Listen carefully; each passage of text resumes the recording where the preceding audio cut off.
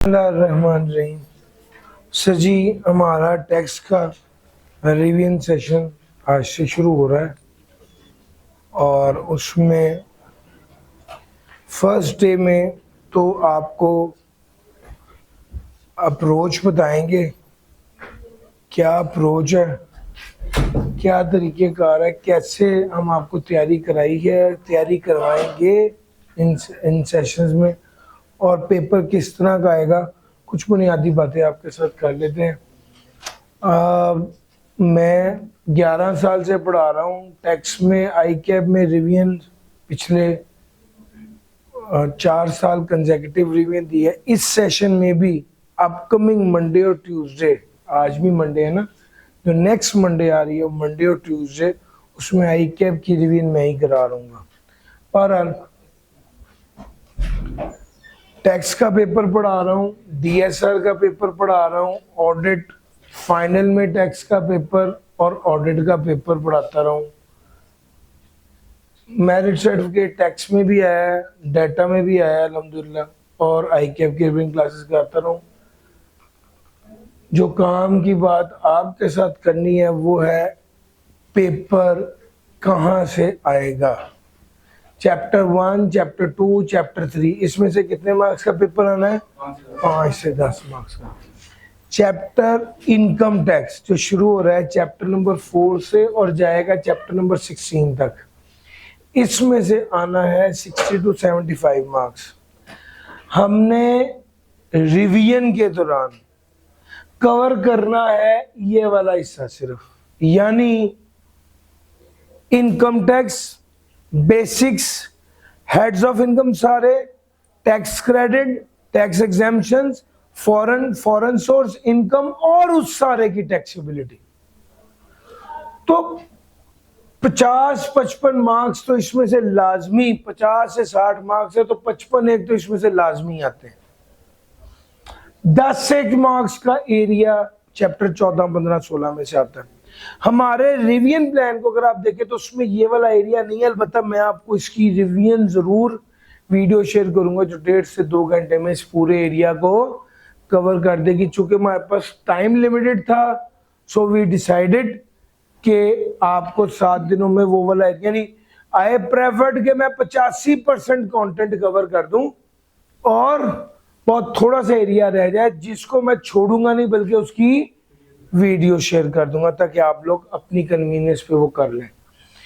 Sales tax कहने को 20 से 30 मार्क्स है, लेकिन असल में ये 25 प्लस का ही आता है हर बार पेपर में। ये पास पेपर एनालिसिस है, पास पेपर एनालिसिस का स्क्रीनशॉट आपने शेयर कर देना है, जो स्प्रिंग 22 से लेके स्प्रिंग 26 तक कहाँ से कितना पेपर है। सिर्फ मैं लास्ट अटेम्प्ट का पेपर आपके साथ डिस्कस करता हूँ। 7 मार्क्स एथिक्स में से आए थे पिछली बार, 25 मार्क्स का हेड ऑफ इनकम में से आया, न्यूमेरिकल 10 नंबर का एक, 17 मार्क्स का एक, ये न्यूमेरिकल एरिया में से आया। फिर रिटर्न असेसमेंट अपील में से उसने क्लेम किया है कि 10 से 15 कितने मार्क्स का टेस्ट किया? 13 मार्क्स का टेस्ट किया।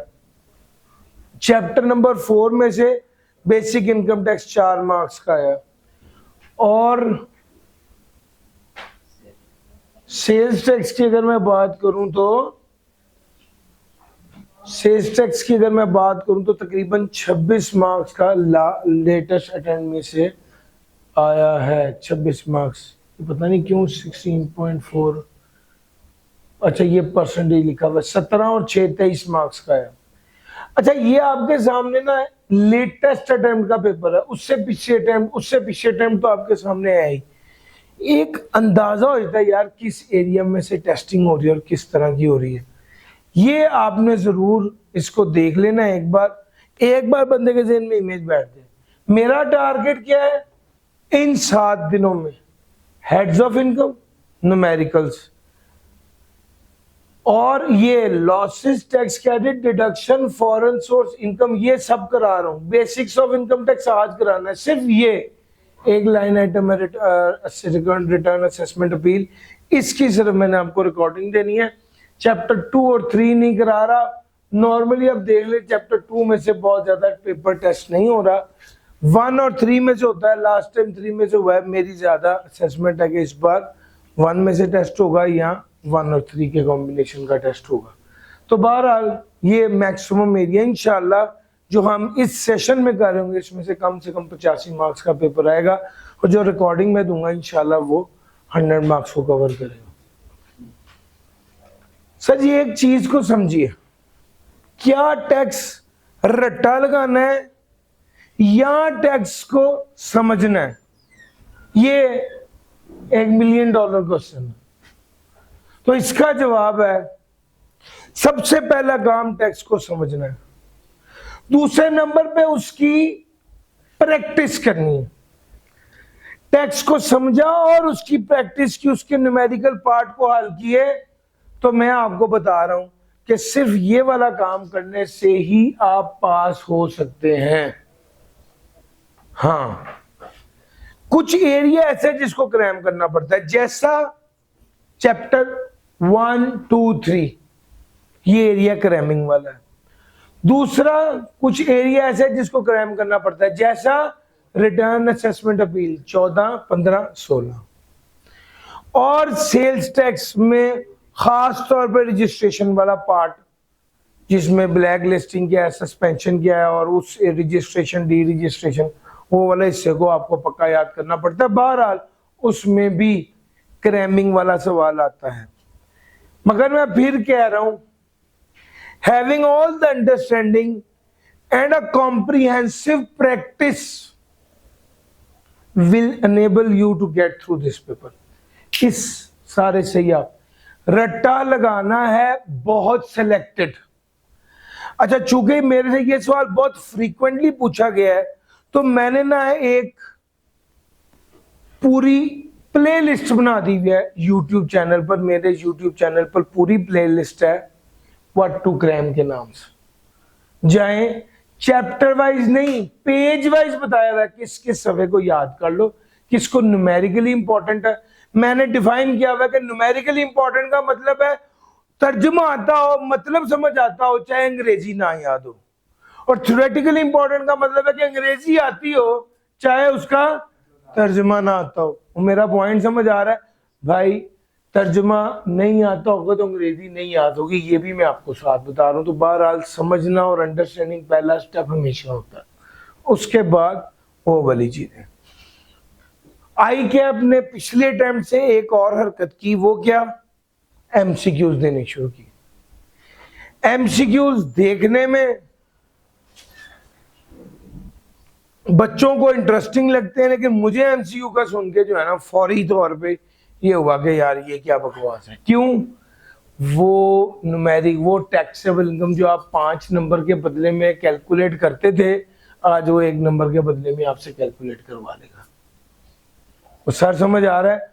तो मुझे ज्यादा तौर पे एमसीक्यू का सुन के बहुत खुशी नहीं हुई, और बच्चे अज्यूम करते हैं कि ये इजी मार्क्स होते हैं, दूसरे मार्क्स से ज्यादा इजी होते हैं।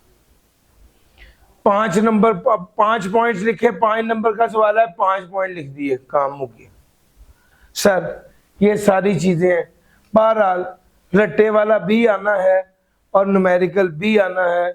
20% तक अपने ज़हन में रखिए, नॉलेज बेस्ड आएगा, और बाकी को आपको प्रैक्टिस करना होगा।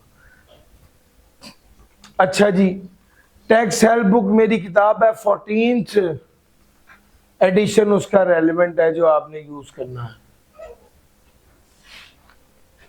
मेरे मुताबिक एक अच्छा तैयारी, उस बच्चे की तैयारी को अच्छा समझूंगा जिसने क्लासेस लेते हुए साथ साथ पढ़ा, जिसने रिवीजन सेशन के साथ साथ पढ़ा, और फाइनली मॉक से पहले उसकी तैयारी करके मॉक दिया, पेपर से पहले उसको पढ़ा।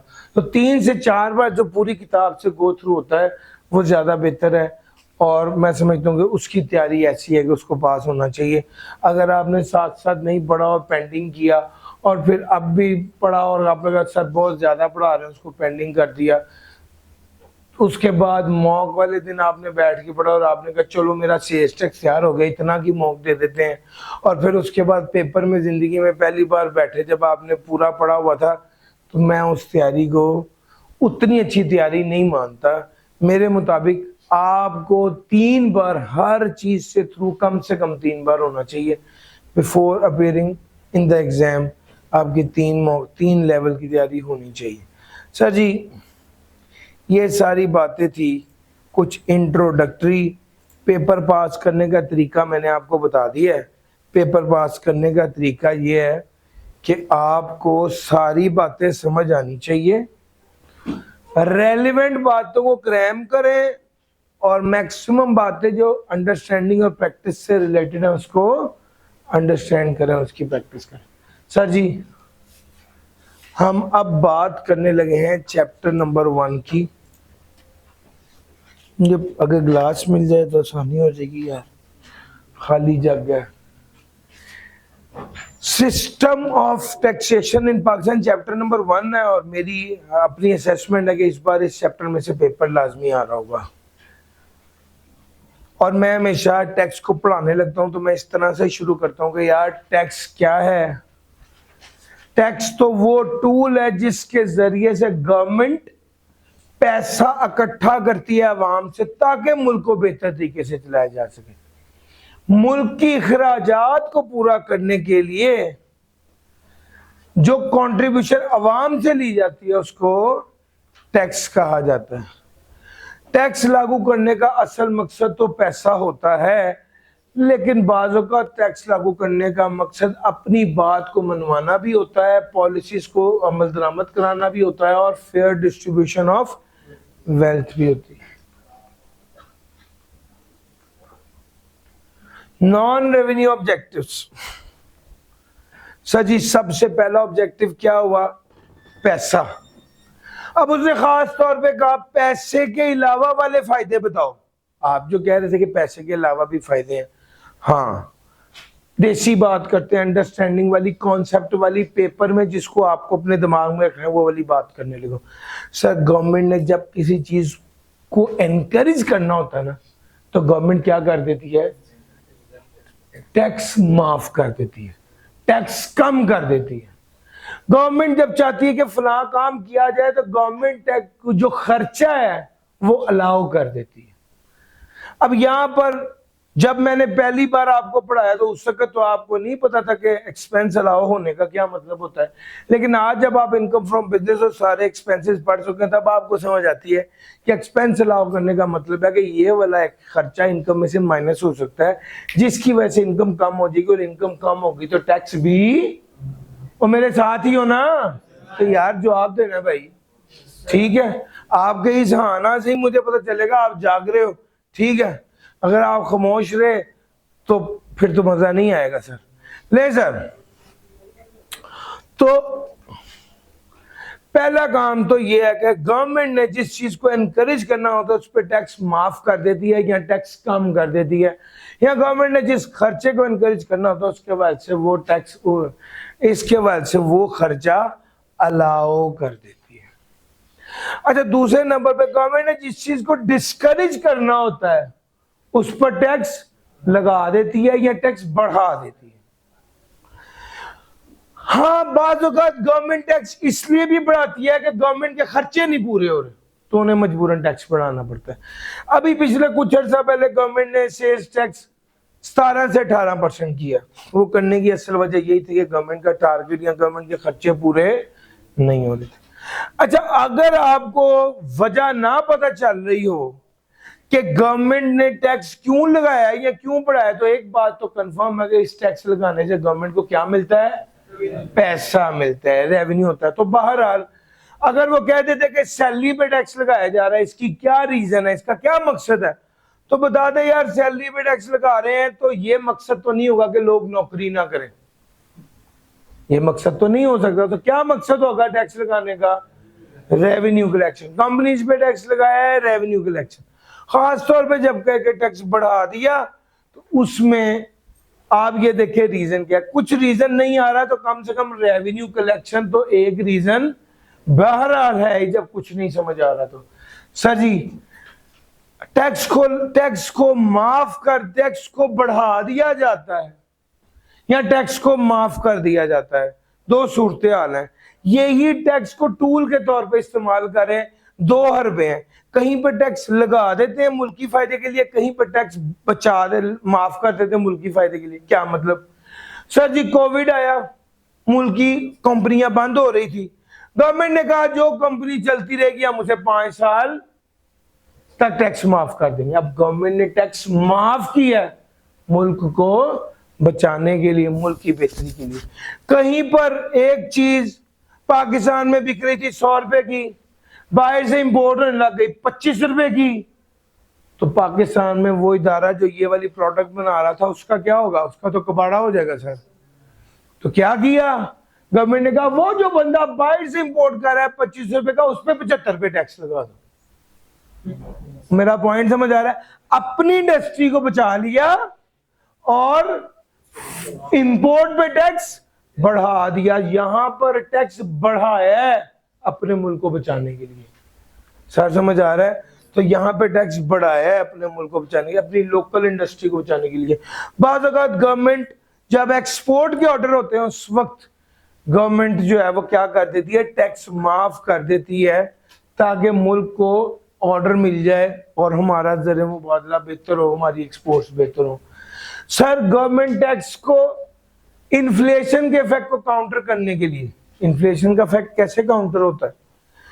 एक चीज थी 100 रुपए की, उसमें 20 रुपए का टैक्स था, वो चीज की कीमत बढ़ के 110 हो गई। जब एक चीज की कीमत क्या थी? 100 रुपए थी, और ये बात मैं अक्सर करता हूं कि प्राइस थी 100 और उस पर टैक्स था 20। इसकी प्राइस बढ़ के हो गई 110 और उस पर टैक्स कितना हो गया? 20। कीमत बढ़ के 120 से 130 हो गई। अब ये जो कीमत बढ़ गई, गवर्नमेंट चाहती है कि आवाम को इन्फ्लेशन से बचाएं, तो गवर्नमेंट क्या कर सकती है? जितनी अमाउंट से कीमत बढ़ी है उतनी अमाउंट से टैक्स क्या कर दे? कम कर दे। इसको कहते हैं counter the effect of inflation, counter the effect of inflation. Sir ji अगली बात, to reduce inequality in the distribution of wealth. सब अमीर आदमी से टैक्स वसूल करना, ज्यादा वसूल करना, गरीब आदमी पर खर्च करना, इससे distribution of wealth equality achieve होती है। आप इनइक्वालिटी को रिड्यूस करें, इसको फेयर डिस्ट्रीब्यूशन ऑफ वेल्थ कह दें या ये कह दें कि इनइक्वालिटी को रिड्यूस किया जाता है, बात एक ही है। सर जी वो खर्चे जो आप साइंस पर, इन्वेंशन पर, फाइनेंशियल एजुकेशन पर करते हैं, टैक्स वाले सारे खर्चों को इनकम में से माइनस करने की जरूरत है।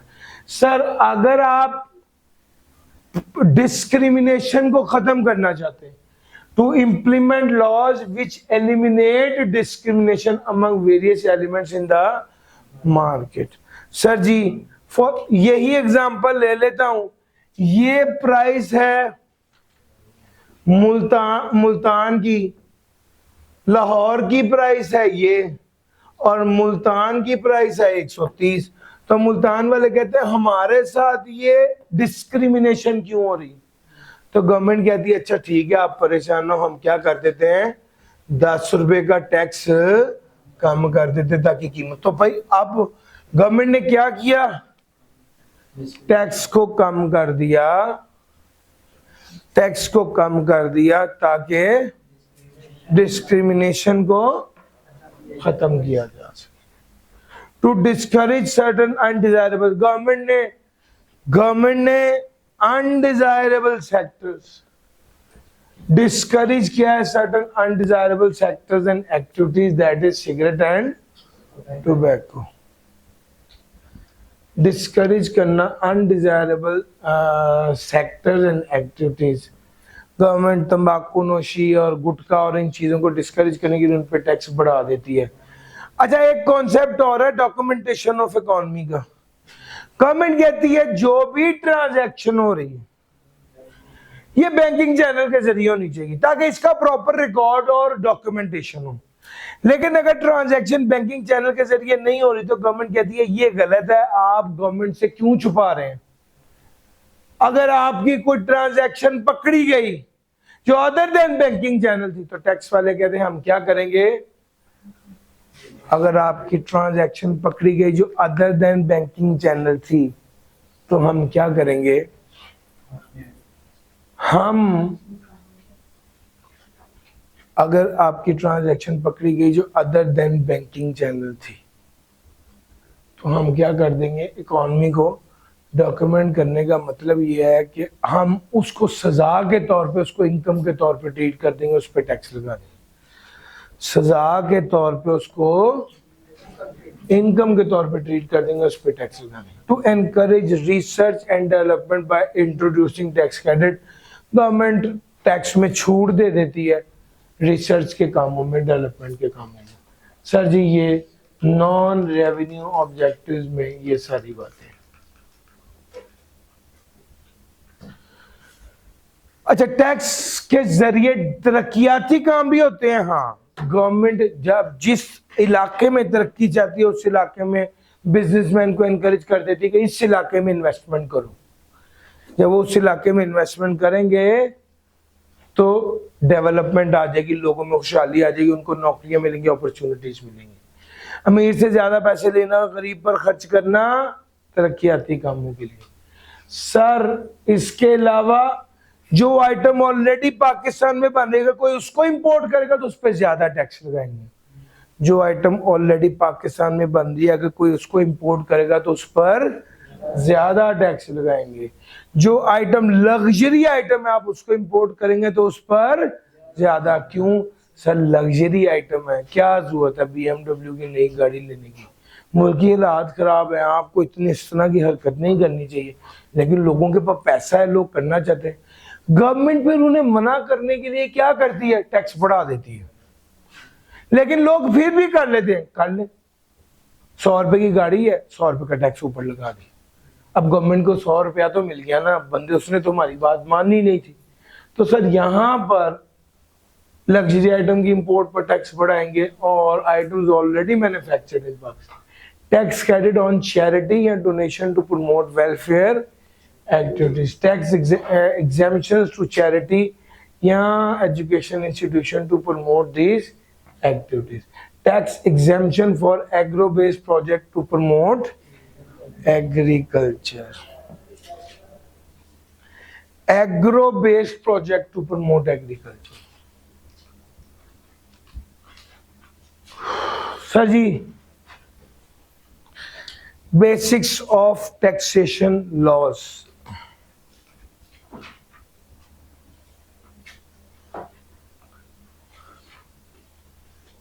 Basic of taxation laws. Sir tax के 4 बुनियादी कानून है। पहला, tax should be certain, tax लेने वाला और देने वाला दोनों क्लियर होने चाहिए कि कितना टैक्स बनता है और कितना लेना। टैक्स कन्वीनियंस, कन्वीनियंस का मतलब है जिस वक्त और जिस तरीके से टैक्स देना, उसमें टैक्स पेयर के लिए आसानी होनी चाहिए। तीसरा, इक्वालिटी, टैक्स का कानून सब लोगों के लिए एक जैसा होना चाहिए। चौथा, इकोनॉमी ऑफ कलेक्शन, टैक्स को कलेक्ट करना इतना महंगा ना हो कि टैक्स की कलेक्शन डिस्करेज हो जाए। तो ये 4 बातें थी। Principle of levy of tax, tax को लागू करना के कानून। सर जी 3 कानून है। बेनिफिट प्रिंसिपल, बेनिफिट प्रिंसिपल कहता है जो जितना फायदा उठाएगा गवर्नमेंट के प्रोजेक्ट से वो उतना ज्यादा टैक्स देगा। मिसाल के तौर पे मोटरवे ले लीजिए, आप मोटरवे पर सफर करते हैं, लाहौर से फैसलाबाद उतर जाते हैं मोटरवे से, तो आप कम टैक्स देंगे, और अगर आप इस्लामाबाद जाते हैं तो आप ज्यादा टैक्स देंगे। यार मेरा पॉइंट समझ आ रहा है? सर ये क्या है, जो जितना फायदा उठाएगा वो उतना टैक्स देगा, इसको कहते हैं benefit principal. Ability to pay principal कहते हैं जिसकी जितनी हैसियत है वो उतना ज्यादा टैक्स देगा, पैसा है ज्यादा टैक्स दो। सर इक्वल डिस्ट्रीब्यूशन कहते हैं सब लोगों को एक फिक्स परसेंटेज के मुताबिक टैक्स देना चाहिए। मिसाल के तौर पे 5% टैक्स है, 100 रुपए वाला भी 5% टैक्स दे, 1000 रुपए वाला भी 5% टैक्स दे। जबकि एबिलिटी टू पे प्रिंसिपल कहता है 100 रुपए वाला 5% टैक्स दे, लेकिन 1000 रुपए वाला 20% टैक्स दे। और यार मेरा पॉइंट समझा है? क्यों? वो ज्यादा अमीर है, ज्यादा दे सकता है, जिसकी हैसियत ज्यादा है वो ज्यादा टैक्स दे। और इक्वल डिस्ट्रीब्यूशन प्रिंसिपल कहता है सब लोग फिक्स परसेंटेज पे टैक्स दें ऑटोमेटिकली ज्यादा पैसा कमाने वाला बंदा ज्यादा टैक्स दे रहा हो। सर 3 तरह के टैक्सेस हैं।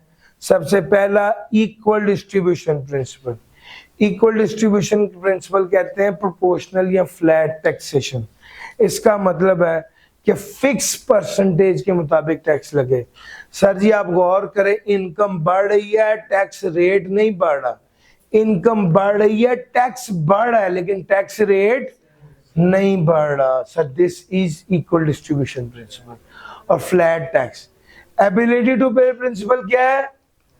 इनकम बढ़ रही है, टैक्स रेट बढ़ रहा है। इनकम बढ़ रही है, टैक्स रेट भी बढ़ रहा है। इनकम बढ़ रही है, टैक्स रेट भी बढ़ रहा है। इसको कहते हैं इंडिविजुअल या एओपी।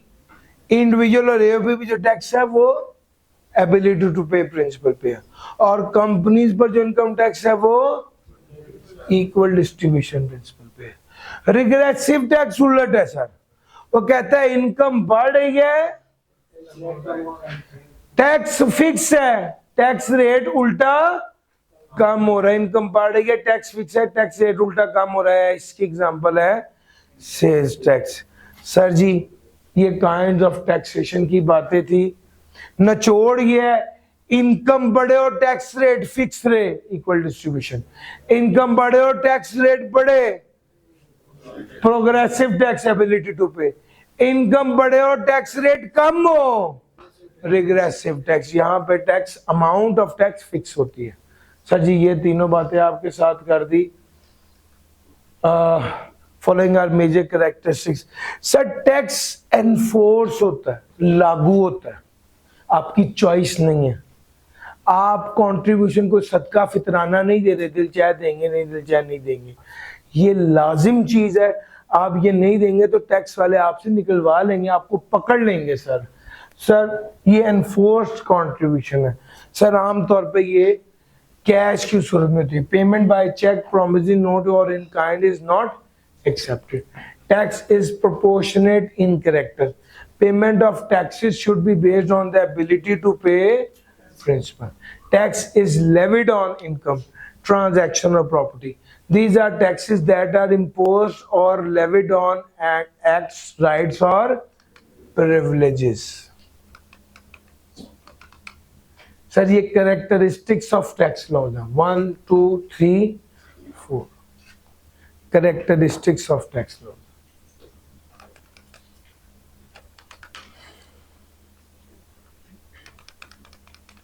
इसमें मेन पॉइंट जो सबसे ज्यादा टेस्ट होता है वो क्या है?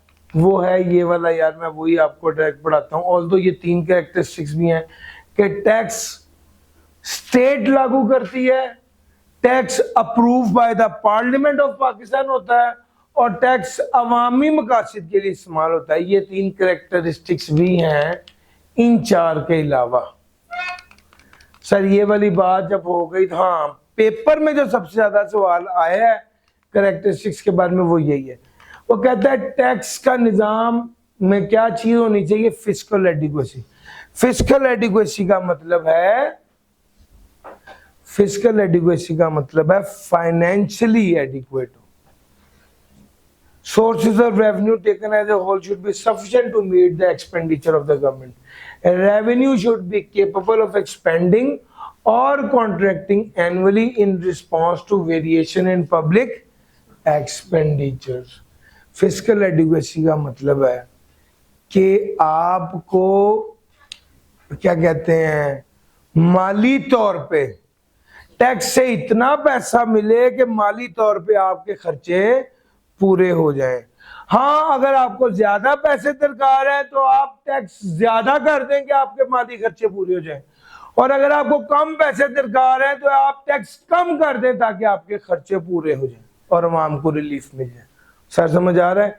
ये फिस्कल एडिक्वेसी है। वो कहता है रेवेन्यू को बढ़ाया जा सकता है और सुकेड़ा जा सकता है। सर इक्वालिटी और थ्योरेटिकल जस्टिस। वो कहता है tax levied must be based on the ability of the citizen to pay. जो टैक्स है वो किस बेस पर लगना चाहिए? Ability of the citizen to pay की बेस पर लगना। जिसकी जितनी हैसियत है वो उतना टैक्स देगा। सर एडमिनिस्ट्रेटिव फिजिबिलिटी, इसमें कितनी बातें हैं? 4 बातें। पहला, tax should be clear and plain. दूसरा, कन्वीनियंट होना चाहिए। तीसरा, बर्डनसम नहीं होना चाहिए, इकोनॉमी ऑफ कलेक्शन होना चाहिए। चौथा, enforceable by the adequate and well trained public officials. enforceable by the adequate and well-trained public officials. Consistency or compatibility with economic goals. Tax laws should be consistent with the economic goals or programs of the government which pertain to basic services intended for the masses. Sir, tax laws consistent होने चाहिए with economic goals or programs of the government which pertain to basic services intended for the masses. Sir ji, आपका overall मुल्क का जो गोल है और जो tax department का गोल है, they should be in line, ये इन लाइन होना चाहिए। और आपके जो प्रोग्राम्स हैं जिनका ताल्लुक अवामी सर्विसेज से, अवाम को सहूलत देने से है, वो अवाम तक पहुंचने चाहिए। Program of the government which pertain to basic service intended for the masses. आपके टैक्स का एक तरफ आपका वज़ीर आज़म कहता है कि हाँ बहुत हो गया, अवाम का बड़ा बोझ आ गया महंगाई का, अब हम अवाम को रिलीफ देंगे, और अगले दिन FBI वाला कहता है 10 रुपए टैक्स पर लीटर पेट्रोल पे बढ़ा दिया। इसका मतलब है ये दोनों बातें कंसिस्टेंट नहीं है। सर जी, दो तरह की दो बातें रह गई हैं हमारी मेनली अब इस चैप्टर में। सबसे पहली बात है, टैक्सेस दो तरह के हैं, एक है डायरेक्ट टैक्स और एक है इनडायरेक्ट टैक्स। डायरेक्ट टैक्स वो टैक्स होता है जो डायरेक्ट टैक्स वो टैक्स होता है जो डायरेक्टली FBR को अदा किया जाता है, और इनडायरेक्ट टैक्स वो टैक्स होता है जो इनडायरेक्टली FBR को अदा किया जाता है।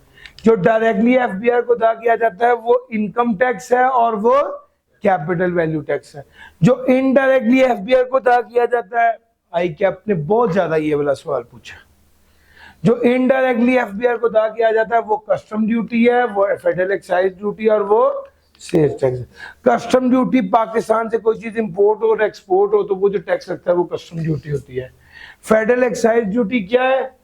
It is levied on a limited number of goods manufactured or services provided if it is charged on the basis of value or retail price. Some items are chargeable to FED on the basis of weight or quantity. Export are liable to 0% FAD. Sales tax क्या है? Sales tax लागू किया जाता है at various stages of economic activity at the rate of 80%. Federal excise duty limited number of goods और services पर लगती है और एक्सपोर्ट पर 0% होती है। सेल्स टैक्स, अब तो आपने पूरा पढ़ लिया, 18% सेल्स टैक्स लगता है किस पर? इंपोर्ट के ऊपर और सप्लाई के ऊपर। एक बार ये history of taxation in Pakistan आपने खुद पढ़ना है, चैप्टर नंबर 1 में यही था। असल माल चैप्टर नंबर 4 में है और मैं उसकी तरफ बढ़ रहा हूँ, जल्दी से चैप्टर 4 निकाल लीजिए। बिस्मिल्लाहिर्रहमानिर्रहीम। Sir ji, basic concept of taxation, इसमें सबसे पहले इनकम टैक्स की बात करेंगे। इनकम टैक्स क्या है? वो टैक्स जो इनकम पर लगता है। दूसरी बात, कौन सी इनकम? जो इनकम टैक्स के असूलों के मुताबिक कैलकुलेट की गई। इनकम टैक्स इनकम पे लगता है तो कितने पीरियड की इनकम पे लगता है? महीने की इनकम पे, हफ्ते की इनकम पे, 6 माह की इनकम पे या साल की इनकम पे? साल की इनकम पे। सजी साल की इनकम पे लगता है तो नॉर्मली 1 जुलाई से 30 जून का साल होता है। आपका जो टैक्स ईयर होता है वो कैलेंडर ईयर नहीं होता। कैलेंडर ईयर 1 जनवरी से 31 दिसंबर का होता है, लेकिन टैक्स ईयर जो होता है आपका वो 1 जुलाई से 30 जून का होता है।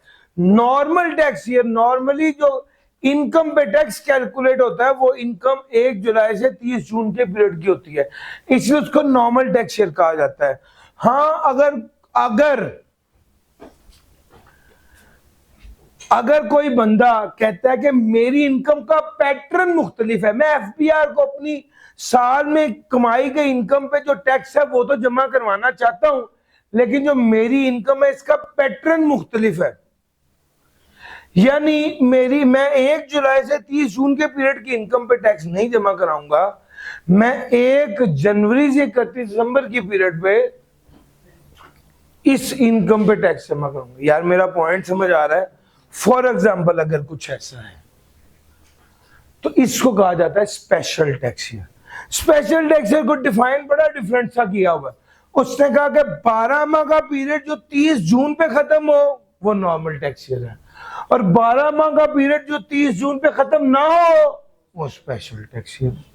स्पेशल टैक्स ईयर 31 दिसंबर पे भी खत्म हो सकता है, जैसा कि राइस एक्सपोर्टर्स, इंश्योरेंस कंपनी और बैंकिंग कंपनी का स्पेशल टैक्स ईयर 31 दिसंबर पे खत्म होता है। स्पेशल टैक्स ईयर 30 सितंबर पे खत्म भी हो सकता है। Companies manufacturing sugar. अच्छा, ये वो इदारे जिनके बारे में एफबीआर ने बता दिया कि इनका टैक्स ईयर ये होगा। हाँ, इसके अलावा अगर कोई बंदा है वो एफबीआर को जाके कहता है कि मेरा भी टैक्स ईयर तब्दील कर दिया जाए, नॉर्मल से स्पेशल या स्पेशल से नॉर्मल कर दिया जाए, तो क्या ऐसा हो सकता है? तो इसका जवाब है, अगर कोई बंदा नॉर्मल से स्पेशल या स्पेशल से नॉर्मल टैक्स ईयर की तरफ जाना चाहता है तो कमिश्नर को दरखास्त देगा। कमिश्नर देखा क्या जेन्युइन जरूरत है, और अगर कंपेलिंग नीड हुई तो commissioner, if allowed by the commissioner, change tax year will start, may withdraw if no longer required, और ये विड्रॉ भी कर लेगा अगर इसकी जरूरत ना रही। हाँ, अगर कंपेलिंग नीड ना हुई तो कमिश्नर उसको ना कर देगा। कमिश्नर ने ना कर दिया तो किसके पास चले जाएंगे? टैक्स पेयर बोर्ड के पास जा सकता है, बोर्ड का फैसला। और यार समझ आ रहा है? ये तो जनाब हमारा, मैंने आपको नॉर्मल टैक्स ईयर क्या होता है बता दिया, स्पेशल टैक्स ईयर क्या होता है बता दिया, नॉर्मल से स्पेशल, स्पेशल से नॉर्मल की तरफ आना है वो वाली बात बता दी। अब अगली बात सुनो, आप नॉर्मल से स्पेशल या स्पेशल से नॉर्मल की तरफ आए हो, नॉर्मल से स्पेशल की तरफ गए हो, तो इसके दरमियान का जो हिस्सा है, जो नॉर्मल टैक्स ईयर के खत्म होने के बाद और स्पेशल टैक्स ईयर के शुरू होने से पहले का जो पीरियड है, इसको क्या कहा जाता है? ट्रांजिशनल टैक्स ईयर कहा जाता है। इसी तरह अगर आप स्पेशल से नॉर्मल की तरफ गए हो, स्पेशल से नॉर्मल की तरफ गए हो, तो दरमियान वाला हिस्सा जो स्पेशल के बाद और नॉर्मल से पहले है, इसको ट्रांजिशनल टैक्स ईयर कहा जाता है। सर जी, अगर आपका टैक्स ईयर है, किससे डिनोट करेंगे? टैक्स ईयर को डिनोट करने का क्या मतलब होता है? टैक्स ईयर को शो किससे करेंगे? टैक्स ईयर को शो करते हैं जिस साल वो खत्म होता है। तो नॉर्मल टैक्स ईयर खत्म हुआ है 1 जुलाई 2022 से 30 जून 2023, तो टैक्स ईयर क्या होगा? 2023 होगा। हाँ, अलबत्ता अगर स्पेशल टैक्स ईयर हो तो उसको किससे डिनोट करेंगे? सर, उसका स्पेशल टैक्स ईयर को किससे डिनोट करेंगे? उसका उसने तरीका बताया है। स्पेशल टैक्स ईयर को डिनोट करना है तो सबसे पहले देखें ईयर एंड की डेट क्या है, फिर देखेंगे ईयर एंड का मंथ क्या है। अगर ईयर एंड का मंथ पहले 6 मंथ है तो सेम टैक्स ईयर से डिनोट होगा, और अगर आखिरी 6 मंथ है तो +1 से डिनोट होगा। यानी 1 जनवरी 2021 से 31 दिसंबर 2021 था। अब आपने देखा ये डेट है, ये मंथ है, 1 से 6 है, ये 7 से 12 है, 7 से 12 है, तो इसे टैक्स ईयर 2022 से डिनोट करेंगे। सर जी, मैंने आपको टैक्स ईयर वाली सारी बात बता दी। अब अगली बात सुन लो, इनकम की बात करने लगा हूं। सर जी, इनकम के कितने हेड्स हैं? Salary, property, business, capital gain और अदर सोर्स। इन सब पर टैक्स लगना है, इन सब पर टैक्स लगना है। ये इनकम सब्जेक्ट टू टैक्स है, प्लस एग्जेम्प्ट इनकम। यानी यार इनकम ना 2 तरह की होती है, एक वो जिस पे टैक्स लगना है और एक वो जिस पे टैक्स नहीं लगना। इनको जमा कर दोगे तो ये टोटल इनकम बन जाएगी, इनको जमा कर दोगे तो ये टोटल इनकम बन जाएगी। टोटल इनकम में से वो इनकम जिस पे टैक्स नहीं लगना उसको लेस करो, डिडक्टेबल अलाउंस को लेस करोगे तो क्या बन जाएगी? टैक्सेबल इनकम बन जाएगी। सर जी, डिडक्टेबल अलाउंस क्या होता है? ज़कात, WWF, WPPF और एजुकेशनल एक्सपेंस। डिडक्टेबल अलाउंस में ये 4 चीजें होती हैं, ज़कात, WWF, WPPF और एजुकेशनल एक्सपेंस। सर जी अच्छा जी, हमने ये बात की कि इनकम में 5 हेड्स ऑफ इनकम होते हैं। अच्छा, फिर उसके बाद मैंने कहा टोटल इनकम से क्या मुराद है? इनकम जिस पे टैक्स लगना और वो इनकम जिस पे टैक्स नहीं लगना। टोटल इनकम में से एग्जेम्प्ट लेस करें, डिडक्टेबल अलाउंस लेस करें तो टैक्सेबल इनकम आ जाएगी। सर जी ज़कात है, ज़कात है, वर्कर वेलफेयर फंड है, वर्कर पार्टिसिपेशन फंड है, deductible allowance for educational expense है। हाँ, अब ये वाला सवाल, अगली जो छोटी सी डिस्कशन है वो ये कि deductible account for educational expense का क्या सीन है। सर जी अगर एक इंडिविजुअल है और उसकी taxable income less than 1.5 million, अगर एक इंडिविजुअल है और उसकी taxable income 1.5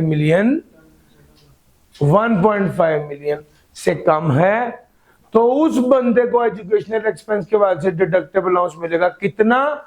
lower of total tuition fee का 5%, टैक्सेबल इनकम का 25% या 60,000 number of children, whichever is low. Compute total taxable income, calculate कीजिए aggregate income for all eight. अच्छा, ये तो खैर बेसिक एग्जांपल्स हैं, ये आप देख लीजिएगा, इसमें तो कोई मुश्किल नहीं है। सर जी मैंने आपको total income, taxable income, deductible allowance, ये सारी बातें आपको बातों बातों में बता दी। डिडक्टेबल अलाउंस कौन कौन सा है। अच्छा जी, अब छोटी सी कुछ डेफिनेशन इंपॉर्टेंट है वो बता दूं। सबसे पहले पर्सन की डेफिनेशन। पर्सन में 7 लोग आते हैं सर, कौन कौन से? Individual, AOP, company, federal government, foreign government, political sub division of foreign government और पब्लिक इंटरनेशनल ऑर्गेनाइजेशन। सर जी इसके बाद कंपनी की डेफिनेशन है। कंपनी की डेफिनेशन में टोटल 11 लोग आते हैं। मुदारबा, company under companies act 2017, body corporate under any law in force in Pakistan, N से नॉन प्रॉफिट ऑर्गेनाइजेशन, B से body corporate form under any law in force outside Pakistan, F से फॉरेन एसोसिएशन और C से cooperative society. फिर LPTS, L से local government, P से provincial government, T से trust और S से, इस निमोनिक से इसको याद करेंगे तो आसानी से इंशाल्लाह याद हो जाएगा। सर जी पब्लिक कंपनी की बात करने लगा हूं। पब्लिक कंपनी क्या होती है? सर जी जो पब्लिक कंपनी आपने कंपनी लॉ में पढ़ी है उसको छोड़ दें, इस पब्लिक कंपनी की बात करें। टैक्स के मुताबिक पब्लिक कंपनी क्या है? हर वो इदारा जिसके 50% या उससे ज्यादा शेयर फेडरल या प्रोविंशियल गवर्नमेंट के पास है तो वो पब्लिक कंपनी है। हर वो इदारा जिसके 50% या उससे ज्यादा शेयर फॉरेन गवर्नमेंट के पास है तो वो पब्लिक कंपनी है। हर वो इदारा जिसके 50% या उससे ज्यादा शेयर फॉरेन कंपनी के पास है जो कि wholly owned by foreign government है तो ये भी पब्लिक कंपनी है। हर वो कंपनी जिसके share listed on stock exchange है वो भी पब्लिक कंपनी है। हर वो कंपनी जो जिसके यूनिट्स, हर वो कंपनी जिसके units are widely available to public तो ये पब्लिक कंपनी है। सर जी ये सारी चीजें हमने बात कर ली पब्लिक कंपनी के बारे में कि पब्लिक कंपनी क्या है। और सर मुश्किल तो नहीं लग रहा? सर आगे चलूं? नॉन प्रॉफिट ऑर्गेनाइजेशन 1-2 बार पास पेपर में आया है। सर नॉन प्रॉफिट ऑर्गेनाइजेशन की पहली शर्त पर्सन अदर देन इंडिविजुअल हो। अभी आपने पढ़ लिया ना, पर्सन 7 तरह के हो सकते हैं, अदर देन इंडिविजुअल हो। दूसरा मकसद क्या हो? Religious, educational, charitable, welfare, development और for the promotion of amateur sport, ये मकसद हो। तीसरा फॉर्म्ड एंड रजिस्टर, किसी कानून के तहत बनी हुई हो। तीसरी बात चौथा, approve by the commissioner on application made by such person and none of the asset of such person are available for private benefit. और आखिरी बात, recreational clubs where the joining, हर वो इदारा, हर वो रिक्रिएशन क्लब जिसकी ज्वाइनिंग फीस 1 मिलियन से ज्यादा है तो वो नॉट फॉर प्रॉफिट ऑर्गेनाइजेशन नहीं होगी, एनपीओ नहीं होगी। सर ये सारी बातें भी आपके साथ कर ली। एक इंपॉर्टेंट डेफिनेशन है टैक्स पेयर की, वो बंदा जिसकी इनकम चार्जेबल टू टैक्स है वो भी टैक्स पेयर है। वो बंदा जो रिप्रेजेंटेटिव है किसी ऐसे बंदे का जिसकी इनकम चार्जेबल टू टैक्स है वो भी टैक्स पेयर है। वो बंदा who is required to deduct और कलेक्ट टैक्स वो भी टैक्स पेयर है। वो बंदा who is required to furnish a return of income और पे टैक्स वो भी टैक्स पेयर है। सर जी ये सारी बात होगी तो आगे चलते हैं परमानेंट एस्टेब्लिशमेंट की। परमानेंट एस्टेब्लिशमेंट एक दो बार इससे सिनेरियो बेस्ड सवाल आया है, पूरा सवाल नहीं पूछेगा परमानेंट एस्टेब्लिशमेंट बताओ 8 नंबर की, इसके चांसेस नहीं है। हाँ अलबत्ता सिनेरियो देके पूछेगा, बताएंगे परमानेंट एस्टेब्लिशमेंट है या नहीं है। परमानेंट एस्टेब्लिशमेंट का सीधी बात यह है, परमानेंट ठिकाना, आपका दफ्तर, आपकी दुकान, आपकी ब्रांच, आपका गोदाम, आपकी फिक्स जगह जहां पर आप एग्जीबिशन करते हैं, आपकी फिक्स जगह जहां पर बैठकर आप निगोशिएट करते हैं और कॉन्ट्रैक्ट करते हैं बेचने का, वो परमानेंट एस्टेब्लिशमेंट है। अगर आप एक जगह जहां पर कॉन्ट्रैक्ट करते हैं खरीदने का, ऐसा लाइजन ऑफिस जहां पर खरीदने का कॉन्ट्रैक्ट होता है वो परमानेंट एस्टेब्लिशमेंट नहीं कंसिडर होती। सर जी उसके बाद उसने कहा अगर आप माइनिंग ऑयल और गैस वेल में काम करें तो वो आपकी परमानेंट एस्टेब्लिशमेंट है। अगर पाकिस्तान की कोई वेबसाइट है, आप दराज में चीजें लगाकर बेच रहे हैं तो वो भी परमानेंट एस्टेब्लिशमेंट है। अगर आपकी कोई साइट है जहां पर आप 90 दिन से ज्यादा काम करें तो वो भी परमानेंट एस्टेब्लिशमेंट है। Supplying services including consulting through employ और कॉन्ट्रैक्टेड पर्सनल, अगर आपने अपना दफ्तर बनाया हुआ और उसमें आप खुद काम कर रहे हैं ये भी परमानेंट एस्टेब्लिशमेंट है। मुलाजमों के जरिए काम करवा रहे हैं ये भी परमानेंट एस्टेब्लिशमेंट है। और आप काम पकड़ के और लोगों से करवा रहे हैं ये भी परमानेंट एस्टेब्लिशमेंट है।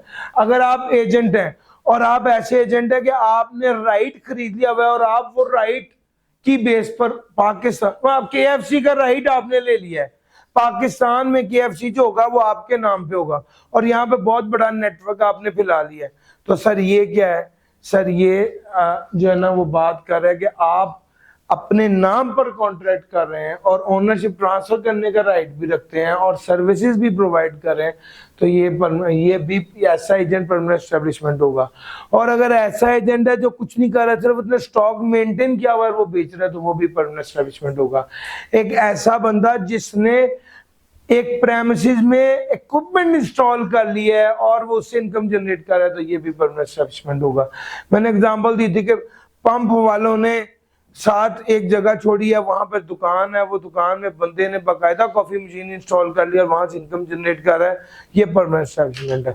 उसने एक बंदे को जगह दी है और उस जगह पे उसने पूरा पंक्चर का सेटअप लगा लिया है, तो सर ये उसकी परमानेंट एस्टेब्लिशमेंट होगी। कोई भी ऐसी जगह जहां पर आप बिजनेस कर रहे हैं या आपका एसोसिएट बिजनेस कर रहा है वो आपकी परमानेंट एस्टेब्लिशमेंट है।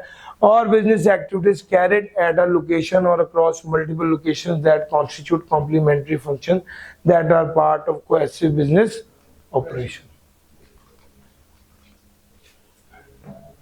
प्रिंसिपल ऑफिसर क्या है?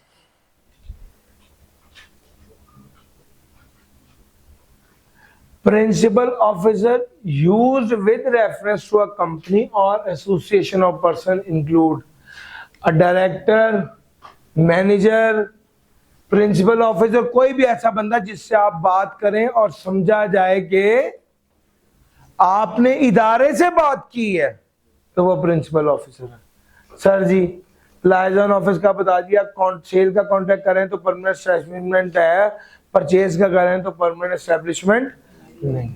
सर जी अगर ये बात भी आपके ज़हन में आ गई, अब अगली बात करने का, और अगली बात है रेजिडेंट की।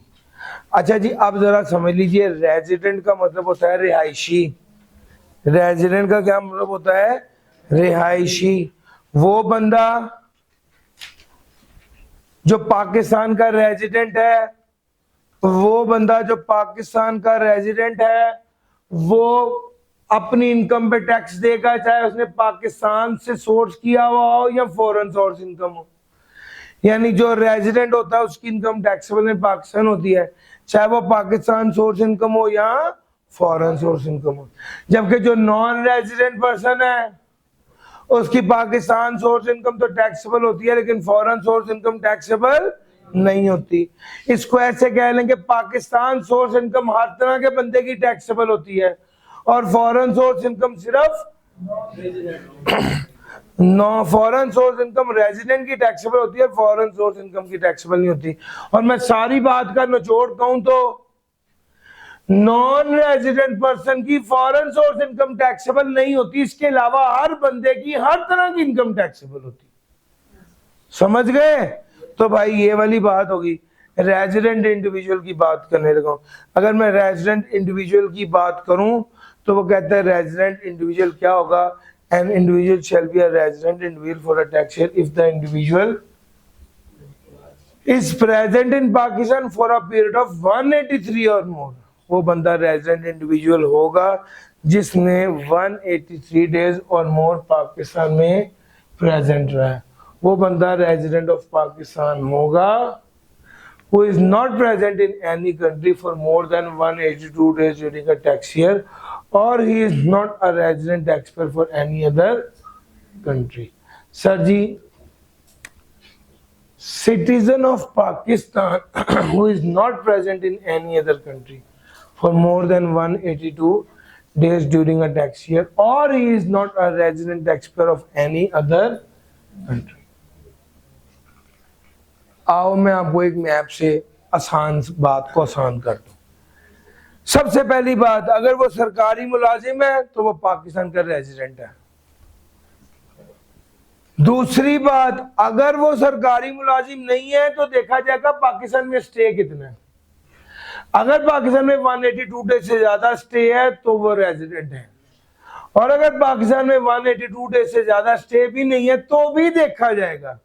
पाकिस्तान का सिटीजन हो, किसी दूसरे मुल्क का रेजिडेंट ना हो, किसी दूसरे मुल्क में स्टे 182 डेज से ज्यादा ना हो तो भी वो पाकिस्तान का रेजिडेंट होगा।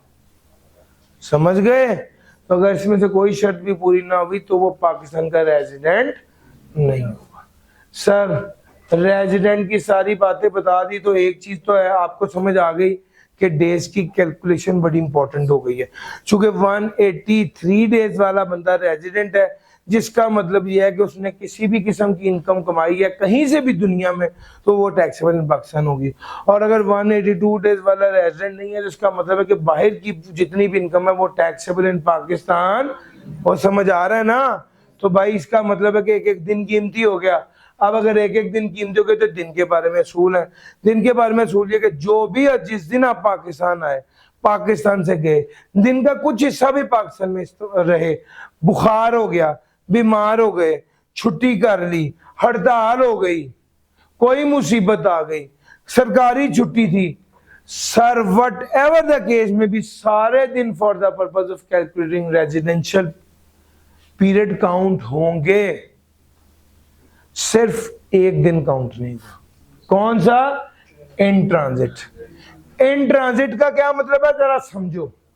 एक बंदा है वो शारजा से लाहौर के वाया जा रहा था यूके, तो ये जो लाहौर में वो रुका है वो इन ट्रांजिट, और वो वाला दिन रेजिडेंशियल स्टेटस वक्त काउंट नहीं होगा। और अगर एक बंदा लाहौर से गया है कराची और कराची से गया है यूके, तो यहां पर ये जो कराची रुका है ये वाला दिन काउंट होगा या नहीं होगा? चूंकि ये इन ट्रांजिट की डेफिनेशन में आता ही नहीं है। In transit between two places outside Pakistan हो तो वो काउंट नहीं होना।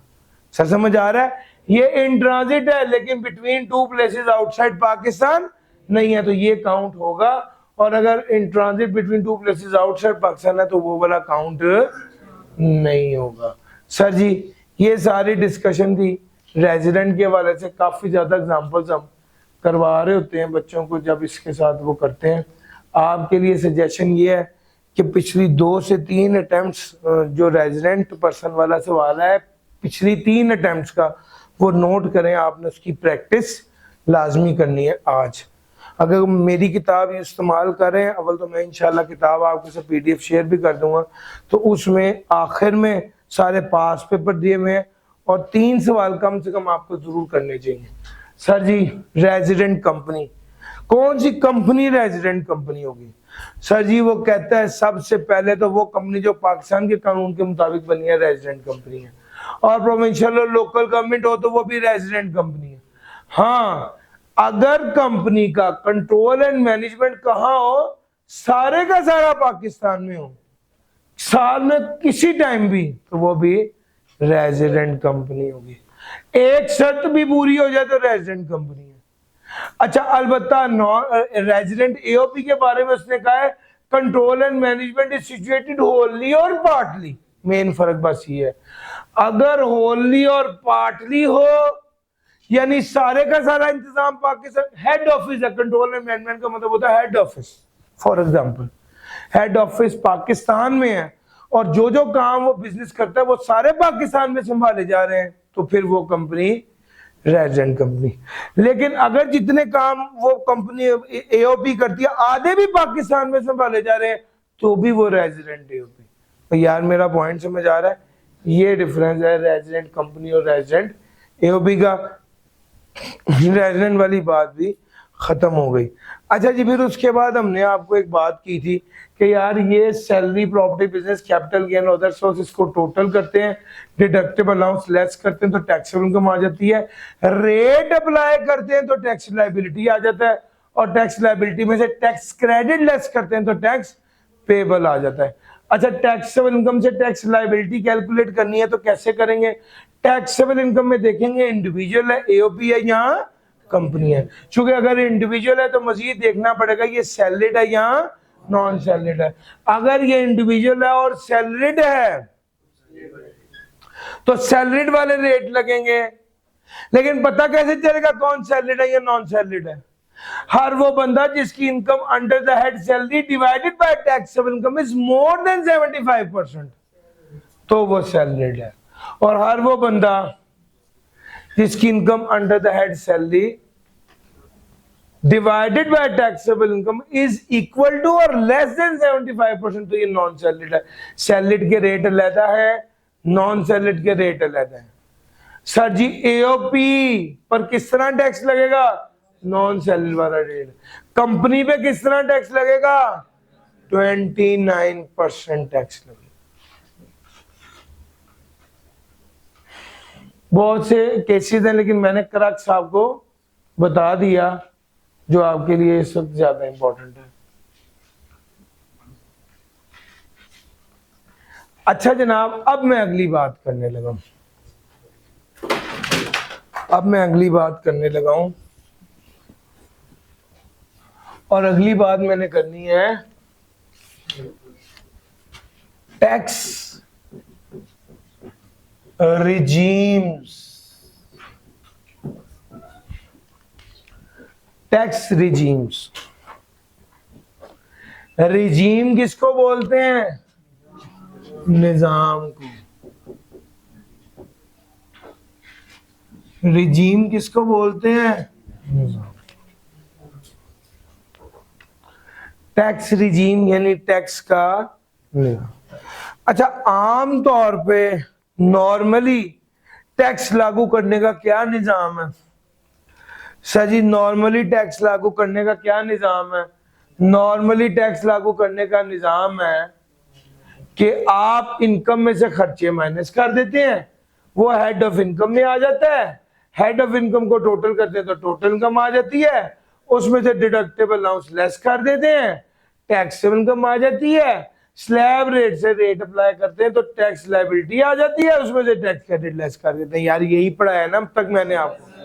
हाँ, अब जरा FTR देखो, ये एक ऐसा निजाम है, अब कुछ इनकम ऐसी हैं जिस पर FTR के तहत टैक्स लगता है। FTR टैक्स लागू करने का एक निजाम है। इस निजाम की कुछ खसूसियात हैं। पहली खसूसियत यह है कि जो इनकम एफटीआर इनकम होती है वो टोटल इनकम में तो शामिल होती है लेकिन टैक्सेबल इनकम में शामिल नहीं होती, वो किसी हेड ऑफ इनकम में शामिल नहीं होती। वो टोटल इनकम में तो शामिल होती है लेकिन किसी हेड ऑफ इनकम में शामिल नहीं होती। उस इनकम में से कोई खर्चा माइनस नहीं होता। अच्छा, उस इनकम में से डिडक्टेबल अलाउंस माइनस नहीं होता। वो इनकम टैक्सेबल इनकम में शामिल नहीं होती। उस पर रेट स्लैब रेट नहीं लगता। सर उस एफटीआर इनकम पर जो टैक्स कैलकुलेट करते हैं उसमें से टैक्स क्रेडिट माइनस नहीं होता। सर जी आसान अल्फाज में ये कि एफटीआर इनकम टोटल इनकम में तो शामिल होती है, उसके अलावा हर वो चीज जो एनटीआर यस कहती है एफटीआर नो कहता है। याद रखिएगा एफटीआर इनकम की सबसे अहम निशानी ये है कि टैक्स हमेशा कट के मिलेगा। यानी एफटीआर इनकम का मतलब ये है, अगर मेरी फॉर एग्जांपल डिविडेंड एक एफटीआर इनकम की एग्जांपल है। डिविडेंड अगर मेरा 100 रुपए का डिविडेंड बनता है तो मुझे 100 रुपए नहीं वसूल होगा बल्कि टैक्स काट के 100 रुपए मुझे वसूल नहीं होंगे बल्कि टैक्स काट के 85 रुपए वसूल होंगे। यानी मुझे मिलेंगे ही 85, मुझे हमेशा टैक्स कट के मिलेगा। और जो टैक्स कट गया वो कौन सा टैक्स होगा? फाइनल टैक्स होगा, यानी उसके अलावा मजीद इनकम टैक्स नहीं लगेगा। इसीलिए इस तरह टैक्स लागू करने के निजाम को फाइनल टैक्स रिजीम कहते हैं। फाइनल टैक्स रिजीम में आपको पैसों पर इनकम पे टैक्स कट के मिलता है और जो टैक्स कट के मिले उसे फाइनल टैक्स कहा जाता है। और ये वाला टैक्स नॉन एडजस्टेबल होता है। नॉन एडजस्टेबल का मतलब है कि कोई रिफंड नहीं होता। नॉन एडजस्टेबल का मतलब है कोई रिफंड नहीं होता। यहां पर एक बात और सुन लो, अब ये बात भी कह सकते हो सर सैलरी जब मिलती है तो उस पर भी टैक्स कट के मिलता है। हर इनकम जिस पे टैक्स कट के मिले, जरूरी नहीं है कि एफटीआर है, वो एनटीआर भी हो सकती है। हाँ, एफटीआर पे टैक्स कट के मिलेगा, यस। अगर इनकम पे टैक्स कटे बगैर मिला तो वो एफटीआर ही नहीं है। मेरा पॉइंट समझ आ रहा है?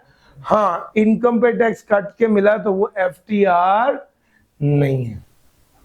इनकम पे टैक्स कटे बगैर मिला तो वो एफटीआर नहीं है। एफटीआर की पहली निशानी क्या है कि टैक्स हमेशा कट के मिलेगा। टैक्स हमेशा कट के मिलेगा। तो भाई नतीजा क्या निकला?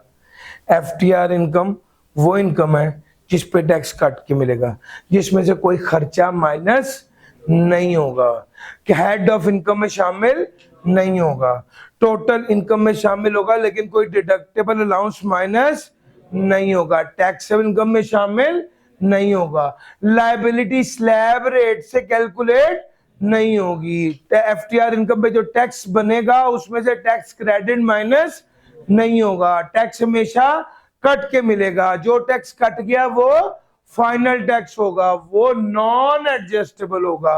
वो कहते हैं अगर इनकम पे टैक्स कट के मिला है, जरूरी नहीं है वो एफटीआर हो, वो एनटीआर भी हो सकता है। अगर वो एनटीआर है तो उस पर जो टैक्स कटा वो एडजस्टेबल होगा, और अगर एफटीआर इनकम में उस पर जो टैक्स कटा वो नॉन एडजस्टेबल होगा। एडजस्टेबल का मतलब होता है कि फाइनल में लायबिलिटी के अगेंस्ट एडजस्ट हो जाता है, और नॉन एडजस्टेबल का मतलब होता है कि जब आप फाइनल टैक्स को कैलकुलेट करते हो तो लायबिलिटी के अगेंस्ट एडजस्ट नहीं होता, उसका कोई रिफंड नहीं मिलता। सर जी ये सारी बातें मैंने आपको बता दी एफटीआर की। और तीसरे नंबर पे बात करूंगा सेपरेट ब्लॉक आइटम की। अच्छा, ये एक तीसरी वैरायटी है, टोटल इनकम में शामिल होता है, हेड ऑफ इनकम में भी शामिल होता है, एक्सपेंसेस इनकम में से माइनस करने की इजाजत भी होती है, लेकिन डिडक्टेबल अलाउंस माइनस नहीं होता। Taxable income separate block item है तो टैक्सेबल इनकम में भी शामिल नहीं होता। सर याद रखिएगा टैक्सेबल इनकम सिर्फ वो इनकम होती है जिस पर स्लैब रेट अप्लाई होता है, तो एफटीआर भी टैक्सेबल इनकम में शामिल नहीं होती और सेपरेट ब्लॉक आइटम भी टैक्सेबल इनकम में शामिल नहीं होता, रेट भी स्लैब रेट अप्लाई नहीं होता। और लास्ट बात यह है, टैक्स सेपरेट ब्लॉक आइटम की जो इनकम है उस पर जो टैक्स कैलकुलेट होता है उसमें से टैक्स क्रेडिट भी माइनस नहीं होता। सर जी अगर आपको हिंट दूं तो sir deemed income, unapproved gratuity, ये भी सेपरेट ब्लॉक, ये सेपरेट ब्लॉक आइटम है, अंडर दैट सैलरी आती है। Profit on debt basically FTR है, लेकिन समझाने के लिए यहाँ पर सेपरेट ब्लॉक आइटम के तौर पे लिखा है, चूंकि ये इनकम फ्रॉम अदर सोर्स में हम लिख देते हैं। Gain on sale of immovable property, gain on sale of security और डीम्ड इनकम, ये सारी taxable under the head capital gain होती है। सर जी ये सारी बात मैंने आपके साथ टैक्स रिजीम्स की कर दी। अच्छा जी, अब मैं आ रहा हूं आपके पास आगे बात करने, और अब बात करूंगा, अब जब FTR की बात छिड़ी है तो FTR से रिलेटेड कुछ बातें जिसको डिस्कस करना है। सबसे पहले आ गए डिविडेंड। डिविडेंड क्या होता है सर जी? डिविडेंड क्या होता है? प्रॉफिट का वो हिस्सा जो शेयर होल्डर में तकसीम कर दिया जाए उसे डिविडेंड बोलते हैं। डिविडेंड क्या होता है? प्रॉफिट का वो हिस्सा जो शेयर होल्डर में तकसीम कर दिया जाए उसको डिविडेंड कहते हैं। सर डिविडेंड की सूरत में हो सकता है अगर कंपनी ने शेयर होल्डर को एसेट दिए तो वो भी डिविडेंड है, अगर कंपनी ने शेयर होल्डर को डिबेंचर्स दिए तो वो भी डिविडेंड है, अगर कंपनी ने शेयर होल्डर को लिक्विडेशन के मौके पर कुछ दिया तो वो भी डिविडेंड है, अगर कंपनी ने शेयर होल्डर को रिडक्शन ऑफ कैपिटल के मौके पर कुछ दिया तो वो भी डिविडेंड है, अगर कंपनी ने अगर प्राइवेट कंपनी ने अपने शेयर होल्डर को लोन या एडवांस दिया, अगर प्राइवेट कंपनी ने शेयर होल्डर को लोन या एडवांस दिया तो वो भी डिविडेंड है। Amount expended by private company on behalf for the benefit of share holder. Sir ji अगर अमाउंट को एक्सपेंड किया गया, किसने एक्सपेंड किया है? प्राइवेट कंपनी ने, on behalf for the benefit of share holder.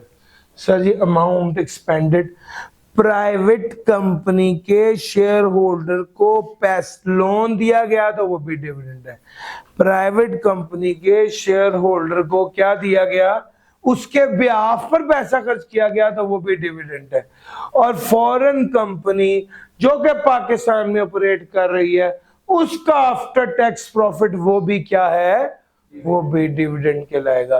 तो भाई ये सारी 7 चीजें हैं, ये डिविडेंड कहलाती हैं।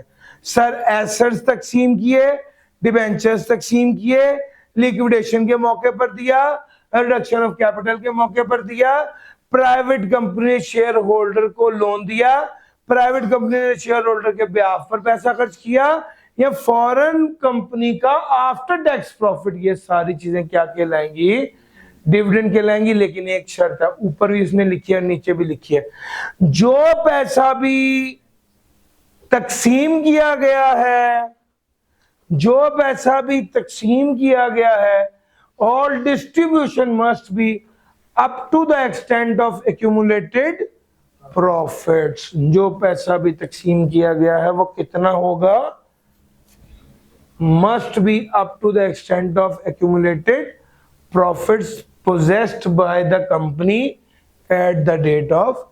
सर जी एक्यूमुलेटेड प्रॉफिट की हद तक जो तकसीम की गई उसको डिविडेंड समझा जाएगा। Sir following payments are not dividend, कुछ पेमेंट्स डिविडेंड नहीं होती, कुछ पेमेंट्स डिविडेंड नहीं होती। Sir ji profit after tax foreign company का डिविडेंड समझा जाएगा, लेकिन अगर पेट्रोलियम एक्सप्लोरेशन वाली कंपनी होगी तो उसके प्रॉफिट आफ्टर टैक्स को डिविडेंड नहीं समझा जाएगा। सर जी अगली बात, अगर एक शेयर होल्डर ने, सुनना ध्यान से बात, अगर एक शेयर होल्डर ने लोन लिया तो उसे डिविडेंड समझा जाएगा। पढ़ा है? अगर एक शेयर होल्डर ने, प्राइवेट कंपनी के शेयर होल्डर ने लोन लिया तो उसे डिविडेंड समझा जाएगा। लेकिन अगली बात यह है, अगर एक प्राइवेट कंपनी के शेयर होल्डर ने लोन लिया, उसे डिविडेंड समझ लिया और बाद में सच्ची मुच्ची का डिविडेंड मिल गया तो उसे डिविडेंड नहीं समझा जाएगा। सर क्या मतलब, क्या मतलब? मतलब है, एक मिनट में अगर यहां पे आ जाए, ठहर जाओ।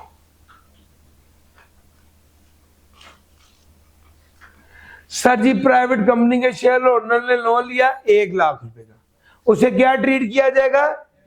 बाद में सच्ची मुच्ची का डिविडेंड मिल गया 50,000 रुपए का, तो इसे डिविडेंड नहीं समझा जाएगा।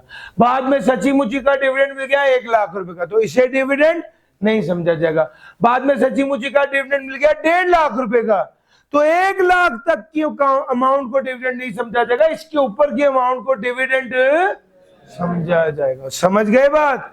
सर जी ये वाली बात थी जो मैंने आपके साथ कर दी।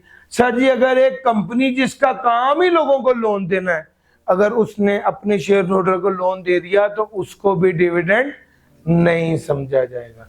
सर जी अगर ये बात समझ आ गई तो आखिरी पॉइंट जरा समझना। सबसे पहली बात है कि सरप्लस एसेट्स क्या होते हैं? सरप्लस एसेट्स कहते हैं इजाफी एसेट्स। एक कंपनी जब लिक्विडेट हो रही थी, उसके एसेट्स थे 100 रुपए के, उसकी लायबिलिटी थी 70 रुपए की, ये जो 30 रुपए के एसेट्स थे ये क्या थे? सरप्लस। इस सरप्लस एसेट का हकदार कौन होता है? ऑर्डिनरी शेयर होल्डर हकदार होता है। कौन हकदार नहीं होता? डिबेंचर होल्डर या प्रेफरेंस शेयर होल्डर हकदार नहीं। क्या ये बात आपकी समझ में आई? जब ये बात आपकी समझ में आ गई तो अब स्टोरी ये है, अगर लिक्विडेशन ऑफ द कंपनी के मौके पर या रिडक्शन ऑफ कैपिटल के मौके पर पैसे दिए गए हैं किसी ऐसे बंदे को जो कि सरप्लस एसेट का हकदार नहीं है, यानी ऑर्डिनरी शेयर होल्डर के अलावा किसी दूसरे बंदे को पैसे दिए गए हैं, तो उसे डिविडेंड नहीं समझा जाएगा। ये सबसे पहला पॉइंट है जो मैंने आपके सामने रखा है, और वो ये है कि ये देखो डिस्ट्रीब्यूशन है लिक्विडेशन पर, रिडक्शन ऑफ कैपिटल पर या रिडेम्पशन ऑफ डिबेंचर के मौके पर किन लोगों को पैसे दिए? जो सरप्लस एसेट के हकदार नहीं है, यानी ऑर्डिनरी शेयर होल्डर नहीं, बल्कि कौन? डिबेंचर होल्डर या प्रेफरेंस शेयर होल्डर। तो उनको जो पैसे देंगे उसे डिविडेंड नहीं समझा जाएगा।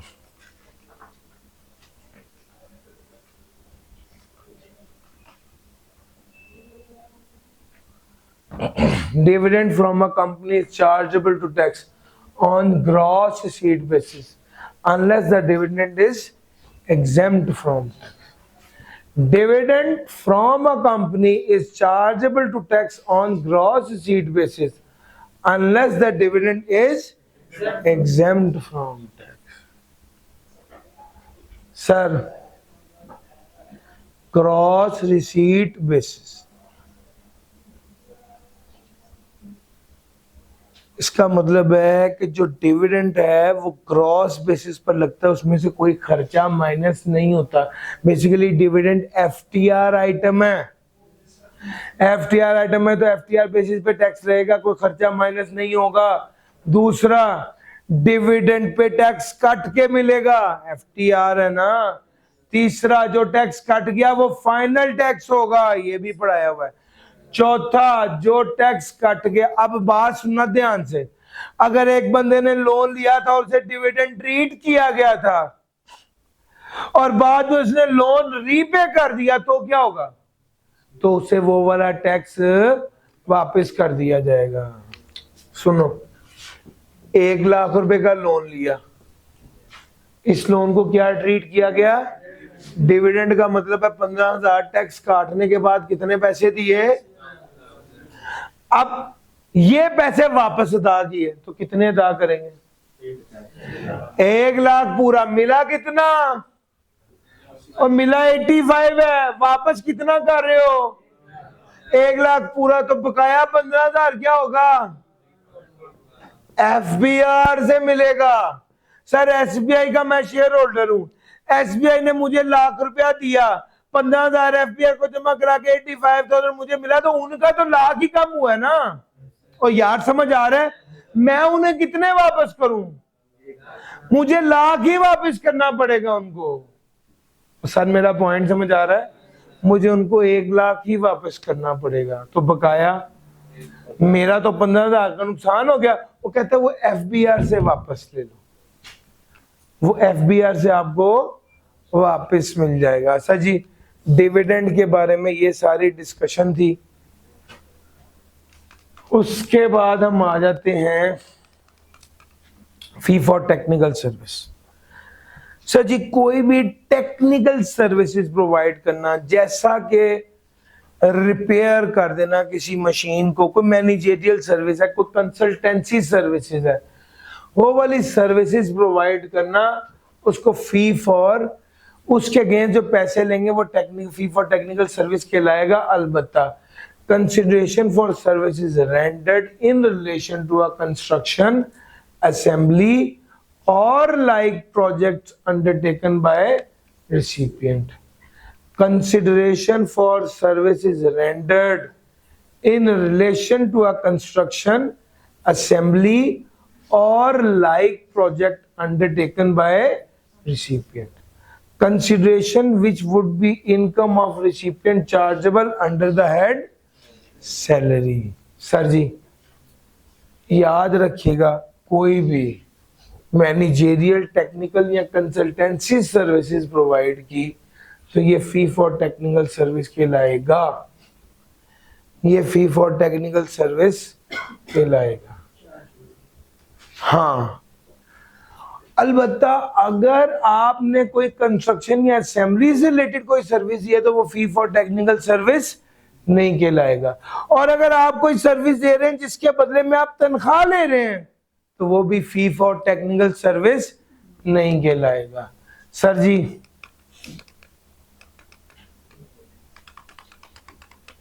Means any amount whether periodic और lump sum paid as consideration. Sir ji royalty की बात करने लगा। सर जी मैंने किताब लिखी, पब्लिशर को दी, पब्लिशर वो किताब छाप रहा है, हर किताब के पीछे मुझे कुछ पैसे दे रहा है, ये रॉयल्टी है। एसबीआई वालों ने एक कैंपस इस्लामाबाद खोला और हर एडमिशन के बदले में इनको कुछ पैसे मिलते हैं, ये रॉयल्टी है।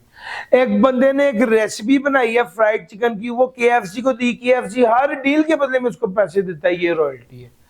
सर एक बंदे ने किताब लिखी और किताब लिखकर उसने 5 लाख की किताब पूरी बेच दी, यानी उसने कहा जितना मर्जी छापा मुझे एक बार 5 लाख दे दो, ये जो 5 लाख लिया ये रॉयल्टी है। एक बंदा उसने बल्ब बनाया, बिजली 3 गुना कम लेता है और बल्ब में तो रोशनी 3 गुना बढ़ा दी, सर उसके बदले में जो पैसे वो फिलिप्स से ले रहा है वो, यार मेरा पॉइंट समझ आ रहा है, ये बेसिकली आप YouTube पर कोई ब्रॉडकास्ट कर रहे हैं उसके बदले में पैसे ले रहे हैं। User right to use any patent, आपने इजाजत दी है पेटेंट, इन्वेंशन और मॉडल डिजाइन को यूज करने, उसके बदले में पैसे ले रहे हैं, वो रॉयल्टी है। आपने कोई पेंटिंग बनाई है, कोई आर्टिस्टिक वर्क है, कोई किताब है, कोई मूवी है, उसके बदले में जो पैसे ले रहे हैं वो रॉयल्टी है। लेकिन सिनेमेटोग्राफ फिल्म्स की बात नहीं कर रहे। यूट्यूब से जो पैसे मिले वो हो सकता है, लेकिन जो सिनेमेटोग्राफ सिनेमा में जो लगी उसकी बात नहीं कर रहे। सर जी अगर कोई विजुअल इमेज या साउंड है और उसके बदले में आपने कोई पैसा वसूल किया तो वो भी रॉयल्टी है। Supply of any technical, industrial या कमर्शियल या साइंटिफिक नॉलेज, उसके बदले में कोई पैसा वसूल किया तो वो रॉयल्टी है। सर जी आपने यूज करने दिया है कोई इंडस्ट्रियल, कमर्शियल या साइंटिफिक इक्विपमेंट, उसके बदले में जो पैसा लिया वो रॉयल्टी है। Supply of any assistance that is ancillary and subsidiary to and is furnished as a mean of enabling the application और enjoyment of any such property और राइट एज मेंशन्ड अबव, ये रॉयल्टी है। Disposal of any property और right transferred above, ये भी royalty है।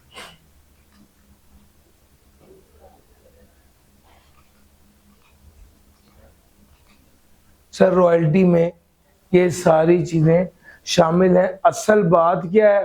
असल बात यह है कि रॉयल्टी हो या फी फॉर टेक्निकल सर्विस पे टैक्स कैसे लगना है। पहले तो आपको पता होना चाहिए कि जो लिस्ट आपने याद करनी है वो बड़ी जरूरी है कि किन किन आइटम्स पे एफटीआर के मुताबिक टैक्स लगता है। आपको पता होना चाहिए रॉयल्टी या फी फॉर टेक्निकल सर्विस जो नॉन रेजिडेंट को मिलती है उस पर एफटीआर के तहत टैक्स लगता है। तो भाई अगर किसी को रॉयल्टी या फी फॉर टेक्निकल सर्विस मिल रहा है तो सबसे पहले देखना वो रेजिडेंट है यहाँ, क्योंकि अगर वो रेजिडेंट है तो एनटीआर के मुताबिक टैक्स लगेगा प्रॉपर्टी में या सॉरी इनकम फ्रॉम बिजनेस में या अदर सोर्स में। लेकिन अगर वो नॉन रेजिडेंट है तो किस बेस पे टैक्स लेगा? तो देखा जाएगा परमानेंट एस्टेब्लिशमेंट है या नहीं। अगर उसने नॉन रेजिडेंट है लेकिन यहाँ पर इदारा बना के कारोबार कर रहा है तो एनटीआर के तौर पे टैक्स लेगा इनकम फॉर बिजनेस में।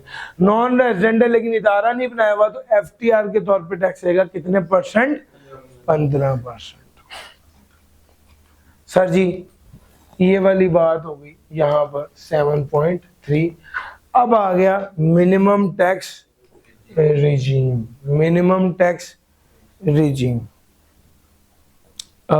मिनिमम टैक्स रिजीम, इसके बारे में हमने कब बात करनी है? चैप्टर 7-8 के बाद बात करनी है। इसको यहाँ पर हम नहीं डिस्कस करेंगे। हाँ, अब हम बात करेंगे वुमेन एंटरप्राइज की। वुमेन एंटरप्राइज वो इदारा जिसकी मलकियत खवातीन की हो 100%। क्या मतलब? Women enterprise refers to a startup launched on और after 1 July 2021 that is sole proprietorship owned by the woman, an AOP composed entirely of women, a company fully owned by women, and meets all of the following criteria for startup credit. Certified by sir ji मलकियत sole proprietorship है तो मालकन औरत हो, partnership है तो सारी partners औरतें हो, कंपनी है तो 100% शेयर होल्डिंग औरतों के पास हो, ऐसे इदारे को वुमेन एंटरप्राइज कहते हैं।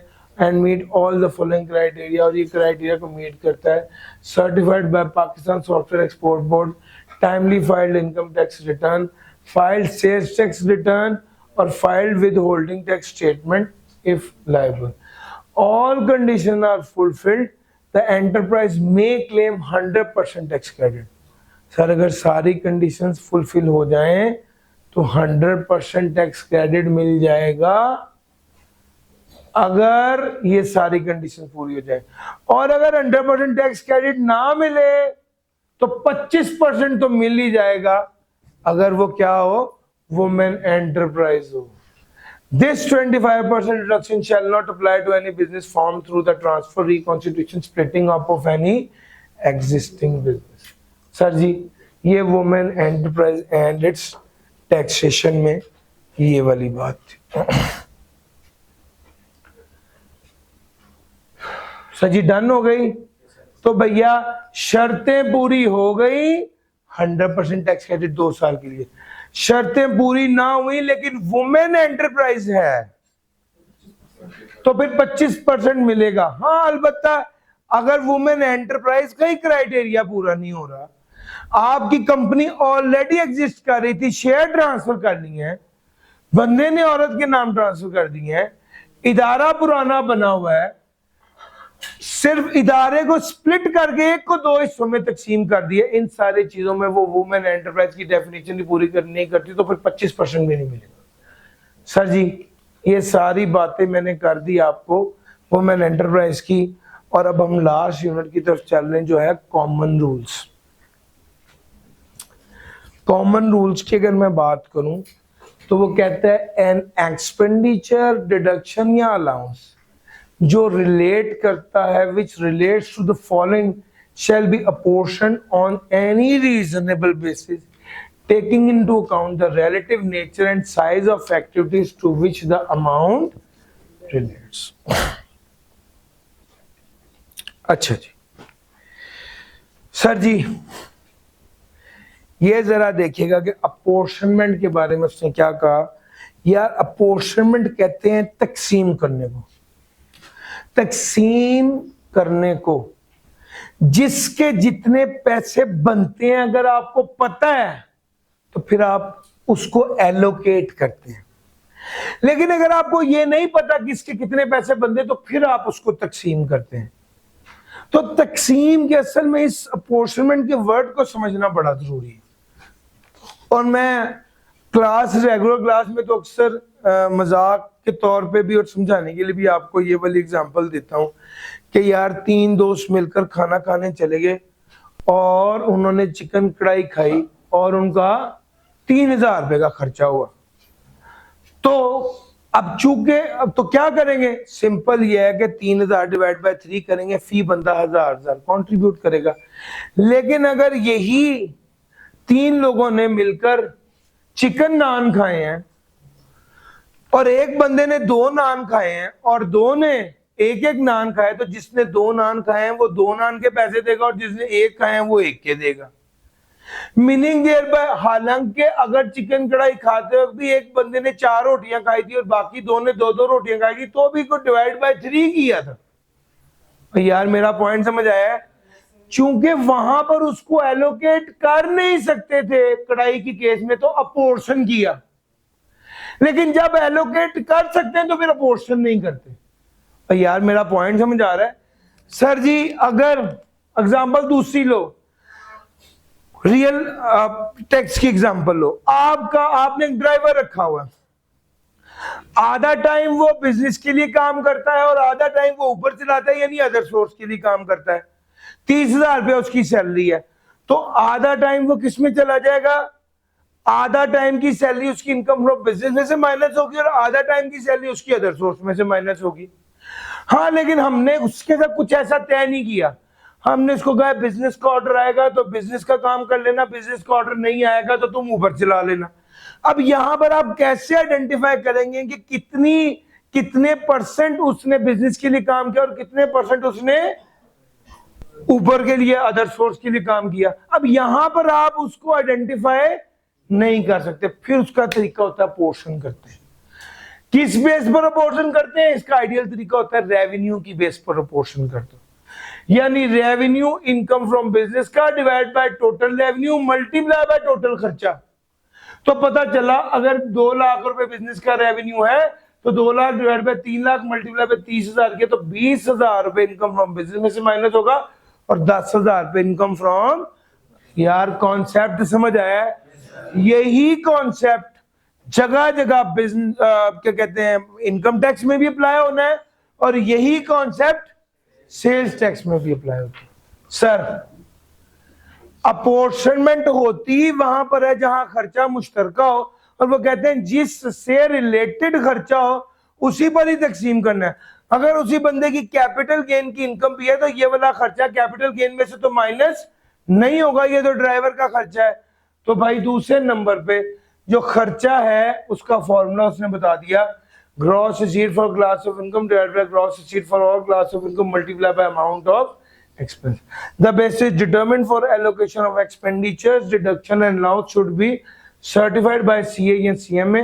This certificate shall be accepted by CIR unless there is a significant variation from allocation under this rule. While allocating the common expenditure, deduction and allowances, the nature and source of each class of income must be taken into account. जब आप allocate कर रहे होते हैं common expenditure deduction या allowances, the nature and source of each class of income must be taken into account. वो कहता है भैया जिसकी एक्सपेंस की नेचर देखें, ये क्या वहां पर उसको उस पर खर्चा तकसीम होना भी चाहिए या नहीं होना चाहिए, मेरा पॉइंट समझा? उसके मुताबिक उसको तकसीम करेंगे। वो कहता है कुछ सर्टन केसेस में जहां पर आप नेट बेसिस पर सेल्स रिकॉर्ड कर रहे होते हैं, ग्रॉस बेसिस पर नहीं, नेट बेसिस पर। नेट बेसिस का क्या मतलब होता है? यानी ये मार्कर है सर, इस मार्कर की कीमत है 100 रुपए, मैंने अपना एक बंदा रखा हुआ, उसको कहा ये मार्कर तुम मार्केट में बेचो, 10 रुपए तुम्हारी कमीशन है। अब मेरे पास 2 तरीके हैं इसको रिकॉर्ड करने के। एक तरीका ये कि मैं अपनी सेल 100 रुपए से रिकॉर्ड करूं और एक तरीका ये कि मैं अपनी सेल 90 रुपए से रिकॉर्ड करूं। यार मेरा पॉइंट समझ आ रहा है? अगर मैं 90 से रिकॉर्ड करता हूं तो कहा जाएगा मैं नेट बेसिस पर अपना रेवेन्यू रिकॉर्ड कर रहा हूं। वो कहता है अगर आप नेट बेसिस पर अपना रेवेन्यू रिकॉर्ड करेंगे तो बेसिस ऑफ अपोर्शनमेंट फिर ग्रॉस रिसीट नहीं होगी बल्कि gross profit for head of income divided by gross profit for all head of income multiply by expense. यार मेरा पॉइंट समझ आ रहा है? अगर आपकी बेस, ये पॉइंट अक्सर बच्चों को समझ नहीं आता, नेट बेसिस पर अगर रेवेन्यू को रिकॉर्ड कर रहे हैं तो फिर फॉर्मूला ग्रॉस रिसीट की बजाय ग्रॉस प्रॉफिट हो जाएगा। ये मेन पॉइंट है जो अक्सर बच्चों को बाज़ वक़्त प्रॉब्लम कर रहा होता है। सर जी मैंने आपके साथ डिस्कस कर दिया, आपके सामने यहाँ पर सैलरी आ गई, कहते हैं इन केसेस में अपोर्शनमेंट करनी है। आप गौर करें तो ये टोटल इनकम में मैक्सिमम यही चीजें होती हैं, सैलरी, प्रॉपर्टी, बिजनेस में speculation, non speculation, gain, other source, separate block item, exempt income और FTR income. Fair market value क्या होती है? चार बातें लिखी हुई है इसमें। फेयर मार्केट वैल्यू वो वैल्यू जिस पर मार्केट में चीज बिक रही है। फेयर मार्केट वैल्यू को कैलकुलेट करते वक्त अगर रिस्ट्रिक्शन और ट्रांसफर या कन्वर्टेबल इनटू कैश ना होने की वजह से वैल्यू में कोई तब्दीली आ रही है तो टैक्स वाले उसको कंसिडर नहीं करते। अगर फेयर मार्केट वैल्यू ऑर्डिनरीली जो है वो डिटरमिन नहीं कर पाए तो बोर्ड डिटरमिन करेगा फेयर मार्केट वैल्यू। अगर fair market value of any immovable property of any area और areas has not been determined by the board, the fair market value of such immovable property shall be fixed by the district officer or provincial or any other authority authorized in behalf of the stamp duty. Fair market value of any immovable property of areas or areas has not been determined by the board. The fair market value of such immovable property shall be fixed by the, अगर board भी determine नहीं कर पाए तो DC rate लेंगे sir. Receipt of income कब क्या समझा जाएगा, कब आपने पैसे वसूल किए हैं? सर जी जब आपने एक्चुअल में पैसे, मैं इसको एग्जांपल देने के लिए हमेशा बताता हूं, कब समझा जाएगा अली इमरान ने सैलरी वसूल कर ली है? जब मैं अकाउंट्स ऑफिस गया और अकाउंट्स वाले ने मुझे चेक दे दिया, समझा जाएगा मैंने सैलरी वसूल कर ली है। जब मैंने अकाउंट्स वाले को फोन किया कि मेरा भाई आ रहा है उसे मेरी सैलरी का चेक दे दो, समझा जाएगा मैंने सैलरी वसूल कर ली है। जब ऑफिस अकाउंट्स वाले ने फोन किया, अस्सलाम वालेकुम सर आपका सैलरी का चेक आ गया, समझा जाएगा मैंने सैलरी वसूल कर ली। A person shall be treated as having received an amount benefit or perquisite if it is actually received by the person, applied on behalf or at the instruction of the person, made available to the person. Actually received by the person, applied on behalf या at the instruction of the person या made available to the person. Sir, record expenses, ध्यान से बात सुनना। 2024 में एक खर्चा किया था, एक परचेज की थी, इनकम में से माइनस हो गया था खर्चा, जाहिर बात है। 2025 में वो परचेज रिटर्न हो गया, तो जिस साल वो पैसे आपको मिले उस साल उसकी इनकम में वापस ऐड, यार एक्सपेंस कर दिया था, रिवर्स हो गया, इनकम में ऐड कर दो, साहब बराबर। सर जी आपको पैसा मिला है, पैसे में कर दो, बाजू का आप वो बंदा कहता है मेरे पास पैसे नहीं, आप उसकी मोटरसाइकिल उठा के ले आए, आपको पैसे रिकवर जिस साल हुए उस साल उसकी इनकम में शामिल कर देंगे। सर उसने पास पेपर में एक एग्जांपल दी है, 2020 में एक एक्सपेंस किया आपने रिकॉर्ड कर लिया, एक्स में एक्सपेंस किया आपने रिकॉर्ड कर लिया, वाई में एक्सपेंस किया आपने रिकॉर्ड कर लिया, जेड में आपने हाथ जोड़ के कहा जी मेरे पास पैसे खत्म हो गए। उसने जो पिछले सालों के एक्सपेंसेस आप ऑलरेडी रिकॉर्ड किए थे उसमें से 2.5 लाख माफ कर दिया। सर ये जो वेव हुआ है ये लायबिलिटी थी, आपने रिकॉर्ड किया हुआ था एक्सपेंस, आपको पे किए बगैर ही क्या हो गया है, माफ हो गया, ये रिकॉर्ड है। ये क्या हो गया, ये जितना माफ किया है दोबारा इनकम में ऐड हो जाएगा। Sir currency conversion, currency conversion कहते हैं टैक्स वाले ना डॉलर मानते हैं ना यूरो मानते हैं, क्या मानते हैं, सिर्फ पीकेआर मानते हैं। आपकी टैक्सेबल इनकम कभी डॉलर में नहीं हो सकती, आपकी टैक्स लायबिलिटी कभी डॉलर में नहीं हो सकती, सिर्फ किस में हो सकती है, पीकेआर में हो सकती है। और अगर आपने कोई बाहर से इंपोर्ट कर लिया, एक्सपोर्ट कर लिया, तो फिर उस केस में क्या करेंगे, कन्वर्ट कर लेंगे। कौन से रेट पे, स्टेट बैंक ऑफ पाकिस्तान के रेट पर। सेसेशन कहते हैं सीज से निकला है, सीज का मतलब होता है खत्म करना, cessation of head of income, cessation of source of income. अगर कोई हेड ऑफ इनकम सीज हो गया है, अगर कोई हेड ऑफ इनकम सीज हो गया है यानी खत्म हो गया है। मैं एसबीआई में पढ़ाता था, मैंने एसबीआई से नौकरी छोड़ के अपना कारोबार शुरू कर दिया, एसबीआई से नौकरी खत्म करके अपना कारोबार शुरू करिए। तो इनकम फ्रॉम सैलरी का हेड क्या हो गया? सीज हो गया। इनकम फ्रॉम सैलरी का हेड सीज हो गया और इनकम फ्रॉम बिजनेस शुरू हो गया। साल बाद एसबीआई को ख्याल है यार अली इमरान पढ़ाता अच्छा था, उसको हम मुझे एक इवेंट पर बुला के 5 लाख रुपए इनाम दिए। ये 5 लाख उन्होंने मुझे दिया है। अब जबकि मेरा head of income salary cease हो चुका हुआ है, उसके बाद मुझे 5 लाख रुपए का इनाम मिला है, ये किस हेड में टैक्स होगा?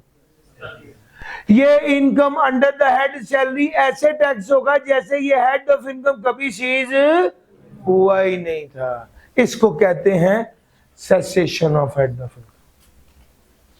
Rules to prevent double derivation and double deduction. Rules to prevent double derivation and double deduction. If an amount is chargeable to tax on receipt basis, the amount shall not be chargeable again on the basis that it is receivable and vice versa. वो कहता है अगर ये amount chargeable to tax on receipt basis है, the amount shall not be chargeable again on the basis that it is receivable. Sir ji अगर आपने receivable basis पे income book कर लिया तो जब एक्चुअल रिसीव होगा तब दोबारा इनकम नहीं बुक करेंगे। यानी जब आपने डेबिट क्रेडिट सेल करके इनकम बुक कर ली है तो जब आपने डेबिट कैश किया उस वक्त दोबारा इनकम नहीं बुक करेंगे। इसी तरह ही जब आपने पेबल रिकॉर्ड करने पर एक्सपेंस इनकम में से माइनस कर दिया है तो जब एक्चुअल में कैश पे करेंगे तब दोबारा माइनस नहीं करेंगे। वो कहता है एक इनकम को 2 बार टैक्स नहीं होना चाहिए और एक एक्सपेंस 2 बार इनकम में से माइनस नहीं होना चाहिए। सर जी ये सारी डिस्कशन थी इसके हवाले से जो मैंने आपके साथ कर दी। Rules to prevent double derivation and double deduction, chapter number 4 मैंने पूरा आपके साथ बड़ा कॉम्प्रिहेंसिवली कवर किया है। मेरा नहीं ख्याल कोई कॉन्सेप्ट मेजर है जो मैंने ऑफ किया। बहरहाल आपने थॉरली इसको तैयार करना है। मैंने आपको सही बात बताऊं बहुत ज्यादा कंटेंट डालने की बजाय उतना डाला है जिसको मैं क्वालिटी से कराऊं और मुझे पता है मैं 50 आपके पेपर में जितना आना है 85% मैं आपको यहाँ पर डिस्कस करा दूंगा इंशाल्लाह। तो यार अगर आपको 85 नंबर का पेपर आता हो तो आप उसमें से पेपर निकाल लेंगे और हमने तो बाकी थोड़ी छोड़ना है, उसकी भी वीडियोस देनी है इंशाल्लाह। सर समझ आ रहा है? तो आप गौर करोगे यार मैंने हर पहलू उसका कवर भी किया है, सारे एरियाज आपको कराए भी हैं। आपने इसको अच्छे से तैयार करना है, कल इसका टेस्ट लाजमी देना। तो सर समझ आ रहा है? वहां पर फिर आपकी तैयारी होनी है। तैयार करें, टेस्ट दें, कहीं कोई प्रॉब्लम हो मुझे व्हाट्सएप करें। आज के लिए इतना ही था। थैंक यू जी, अल्लाह हाफिज।